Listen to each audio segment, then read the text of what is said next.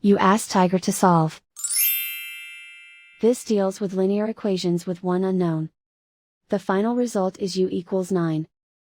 Let's solve it step by step. Simplify the expression.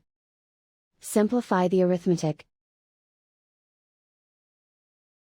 Swap sides. Isolate the u. Divide both sides by 8. Simplify the fraction. Find the greatest common factor of the numerator and denominator.